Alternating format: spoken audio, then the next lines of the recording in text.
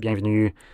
Devant moi, j'ai l'Amazfit Bip Max et je vais faire un déballage rapide ainsi qu'un aperçu de la montre, du bracelet connecté, peu importe comment vous voulez l'appeler, et je vous donnerai simplement mes impressions et opinions au fur et à mesure.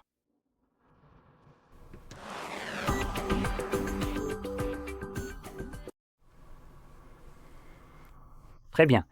Alors dirigeons-nous directement là-bas. Oh, il y a une languette à tirer. Voilà, sympa, sympa.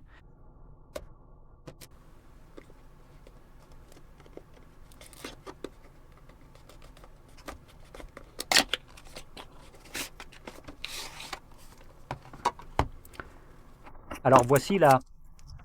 Waouh, une montre relativement épaisse. C'est plus grand que ce à quoi je m'attendais, comme elle l'a dit. Bref, et il y a un manuel et un socle de chargement. En dessous, on trouve eh bien, le bracelet, et c'est littéralement tout. D'accord. Allez.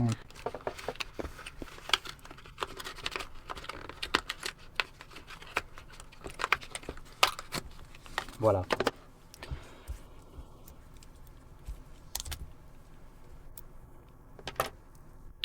Alors laissez-moi juste sortir.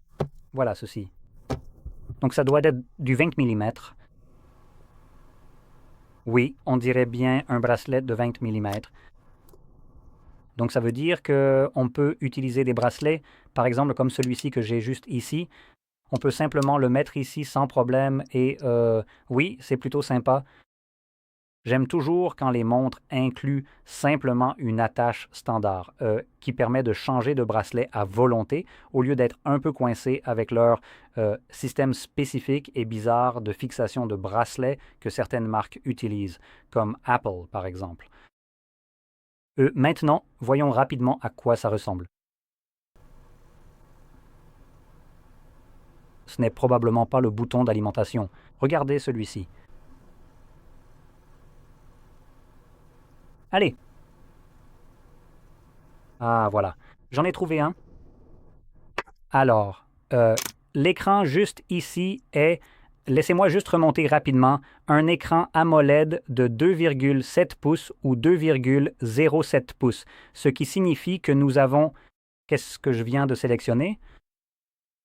Ce qui signifie que nous avons en gros d'excellents taux de contraste avec le fond noir, qui est pratiquement complètement éteint, de superbes couleurs, et en général, ça ressemble déjà à un très bel écran. Maintenant, laissez-moi essayer rapidement de trouver genre la fiche technique. Où est-ce que c'est, bon sang? Design, batterie. D'accord. Donc, écran AMOLED, 2,07 pouces, résolution de 432 par 514 pixels et une luminosité de pointe de 3000 nits, avec 324 pixels par pouce. Évidemment, écran tactile qu'est-ce que c'est? Mince, j'oublie le nom. Vert trempé, voilà. Et un revêtement anti-trace de doigts. Je lis littéralement ça directement depuis Polar, alors soyez indulgents si parfois j'essaye juste de comprendre comment ça s'appelle en anglais. Bref, maintenant, il y a une batterie à l'intérieur. Nous avons ici une batterie de 550 milliampères, ce qui est plutôt bien, et sur leur propre site web, ils annoncent que en utilisation typique, cette montre offre environ 20 jours d'autonomie. Avec une utilisation intensive, on obtient environ 10 jours, et avec l'affichage toujours activé, c'est-à-dire que l'écran affichera toujours l'heure et quelques autres informations, on atteint quand même une autonomie impressionnante de 7 jours. Et enfin, on a 40 heures d'autonomie lorsqu'on utilise le GPS. C'est d'ailleurs l'une des belles caractéristiques de cette montre relativement abordable. Elle est équipée du GPS, donc c'est... Laissez-moi juste la poser ici, pas comme ça. La poser ici pour qu'elle ne glisse pas de la table. Donc, comme elle dispose du GPS, ce que vous pouvez faire, ce qu'ils mettent d'ailleurs en avant sur leur propre site, c'est télécharger des cartes hors ligne via, malheureusement, ZipApp, donc il vous faudra cette application. Mais une fois que vous l'avez, vous pouvez essentiellement n'utiliser que la montre pour suivre vos activités comme la course, le vélo et d'autres choses, uniquement avec la montre, sans avoir besoin d'emporter votre téléphone, ce qui est plutôt sympa. J'aime généralement cette approche, surtout quand il s'agit d'une montre qui n'est pas sous Wear OS. Ce n'est pas forcément ce qu'on voit habituellement sur des montres comme celle-ci, à moins que ces montres ne coûtent le double du prix de celle-ci. Celle-ci coûte environ 150 $ à peu près. C'est environ à peu près. Pour moi, là d'où je viens, c'est 430 PLN, ce qui, quand le dollar valait un peu plus, aurait été à peu près 100 $. Mais parce que maintenant, il a baissé, du moins là d'où je viens, je crois que c'est autour de 150 $ environ. Donc ça reste un prix assez abordable. Je voulais juste le préciser. Et le prix que je mentionne inclut déjà la taxe, ce qui, aux États-Unis, n'est généralement pas le cas d'après ce que je sais.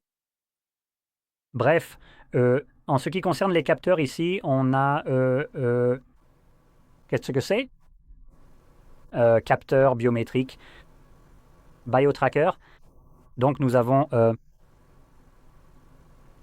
je pense que cela concerne essentiellement le suivi de la fréquence cardiaque, même si c'est formulé de façon un peu étrange. Il s'agit en fait du capteur PPG BioTracker. Ensuite, nous avons également un gyroscope pour l'orientation, ainsi qu'un capteur de lumière ambiante, un capteur géomagnétique pour la boussole et un détecteur de mouvement très précis. Je pense vraiment que c'est tout ce qu'il y a d'important ici. Laissez-moi voir si je peux mettre ça en anglais. Jésus. Serait-il possible pour moi de procéder au changement de cet élément pour comme, si cela ne vous dérange pas? Hein? Est-ce que ça va marcher ou pas? Dites-moi, est-ce que vous voudriez recharger ceci en utilisant la langue anglaise? Mais non. Oh là là, ce n'est pas possible. Oh non. Allez, j'ai confiance en toi.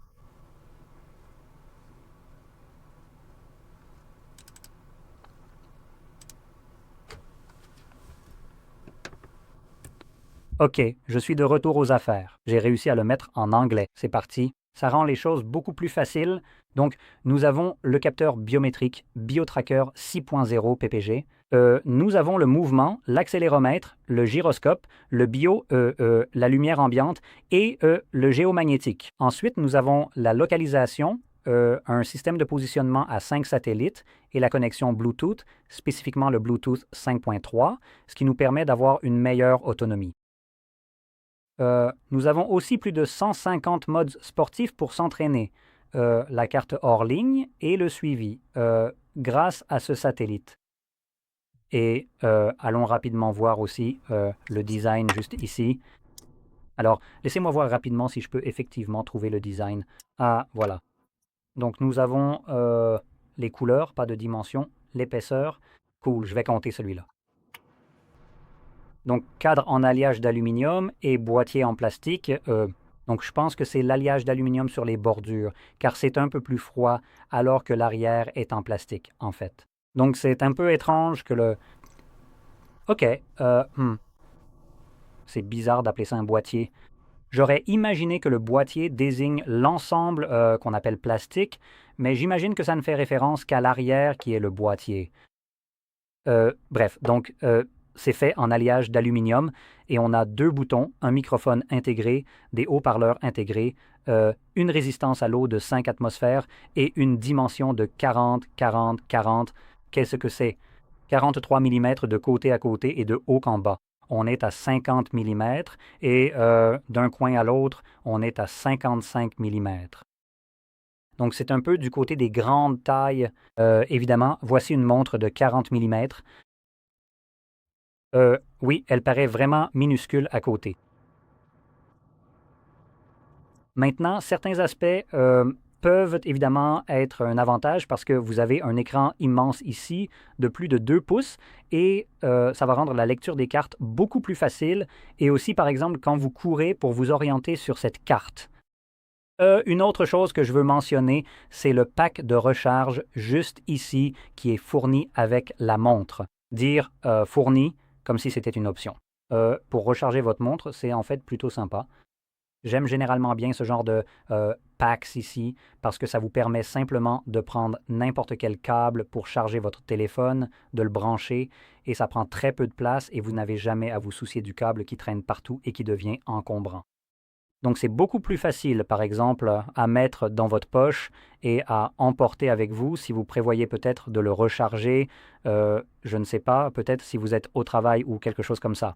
J'avais ce besoin quand j'utilisais encore une Galaxy Watch ou parfois je voulais recharger ma montre, mais c'était juste pénible de devoir transporter le chargeur avec le câble. C'était un peu plus agaçant car le câble ajoutait simplement du désordre supplémentaire. Celui-ci, en revanche, n'a pas de câble et vous pouvez le brancher via un port USB-C. Donc, je pense que c'est bien mieux. Il y a une chose que je veux souligner, c'est que l'une des entreprises, je ne me souviens plus laquelle, propose un chargeur très similaire pour leur montre, mais ce qui est cool, c'est que le leur était un peu plus petit et il était livré avec une sorte d'étui en silicone attachable à un porte-clés. Donc, il suffisait simplement de le sortir de là pour le charger, puis de le remettre dedans, et il restait bien protégé et sécurisé dans ce porte-clés, ce qui vous permettait de le recharger dès que vous en aviez besoin, puisqu'il allait en principe toujours être avec vous, à condition bien sûr de penser à le rattacher à vos clés. Voilà, c'est fait. Voilà, c'est la montre à un prix relativement abordable et avec une excellente autonomie. D'habitude, je vous dirais ce que vous pourriez acheter d'autres pour un prix similaire, mais pour être honnête, ce que cette montre propose est vraiment très bon. Le fait d'avoir des cartes hors ligne, une autonomie exceptionnelle et un très bel écran ici avec des bracelets standardisés, en fait vraiment une très bonne montre de fitness spécifiquement. Ce ne sera pas quelque chose qui remplacera, je ne sais pas, peut-être votre Apple Watch ou simplement une smartwatch comme une sous Wear OS, car les seules applications que vous pourrez installer ici seront celles que Zepp vous autorisera à installer. Zepp est l'application que vous devrez utiliser pour connecter cette montre, la configurer et la relier à votre téléphone, contrairement par exemple à Wear OS qui nécessite l'application Wear OS. Donc, il a ses limites, mais comme il ne fonctionne pas sous Wear OS, il bénéficie d'une autonomie de batterie absolument incroyable. Et pour une montre, personnellement, en tant que personne qui l'a utilisée, j'ai trouvé que devoir recharger une montre tous les jours ou tous les 2 jours était vraiment agaçant et c'est l'une des raisons pour lesquelles je suis passé d'une smartwatch à une montre classique, car c'est tout simplement sans tracas. Je n'ai pas à m'en soucier. Elle n'a pas besoin d'être rechargée. Et quand une montre dure aussi longtemps que celle-ci, quand vous l'utilisez en mode standard pendant 20 jours, vous savez, ça élimine vraiment le besoin de se soucier de la recharger en réalité. Bref, c'est à peu près tout ce que j'avais à dire à ce sujet. Donc si vous avez trouvé cela très utile, n'oubliez pas de liker, de vous abonner et merci d'avoir regardé.